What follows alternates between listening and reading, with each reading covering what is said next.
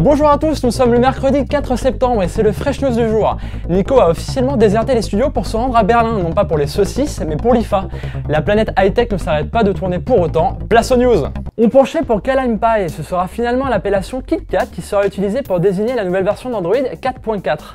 Annoncé par Sundar Pichai depuis son compte Google+, on est corpo ou on ne l'est pas, le senior vice-président de la division Android s'est dit ravi de trouver à son retour d'Asie ce type qu'il attendait sur la pelouse. C'est une tradition bien connue chez Google, pour chaque version d'Android, une statue disposée sur le sol. Outre cette plaisanterie, Google s'est laissé tenter cette fois par une marque, connue de tous qui plus est. Créé par Rowntree en 1935 et racheté par Nestlé en 1988, le géant de l'agroalimentaire en est toujours l'euro propriétaire. On imagine qu'un deal a été conclu entre les deux acteurs. Qu'importe ces termes, Nestlé s'assure un joli coup de pub au lancement d'Android KitKat. Nestlé n'a d'ailleurs pas traîné pour annoncer une campagne digne du film Charlie et la chocolaterie, avec des tickets gagnants dans certaines barres KitKat. À la clé des Nexus 7 et des bons d'achat Google Play. Plutôt malin. La marque à la pomme est fin prête à présenter ses nouveaux produits. Après plusieurs semaines de rumeurs, Apple a envoyé, comme à son habitude, une flopée d'invitations par mail aux médias les plus influents. Fresh News en tête bien sûr. La date du 10 septembre était la bonne. La keynote se tiendra depuis le campus même d'Apple et devrait faire la part belle à la nouvelle génération de l'iPhone.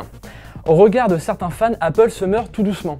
Visiblement conscient de la chose, la firme de Cupertino a initié depuis plusieurs semaines une refonte complète pour l'arrivée d'iOS 7, son OS mobile.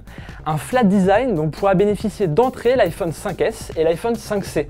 Deux nouveaux téléphones, une première pour Apple qui tend à développer son activité dans les pays émergents. Sans casser les prix, on attend à ce que le 5C soit plus abordable, ceci grâce notamment à un coût de production revu à la baisse. Quant au 5S, outre l'habituel upgrade du processeur et du capteur photo, on évoque un double flash LED et un capteur biométrique pour renforcer la sécurité. Pour les révolutions, Apple nous les promet pour 2014, une année qui s'annonce chargée pour la compagnie, avec la sortie d'un nouveau produit. Montre, télévision, console de jeu, les pistes sont nombreuses. Qui parmi votre entourage n'a jamais rouspété contre le clavier virtuel de son iPad? Les accessoiristes s'en frottent les mains et commercialisent chaque année de nouveaux modèles pas toujours justifiés. Par chance et grâce à la magie du site de crowdfunding Kickstarter, un projet pourrait basculer la donne. Son nom? Le TrueGrip.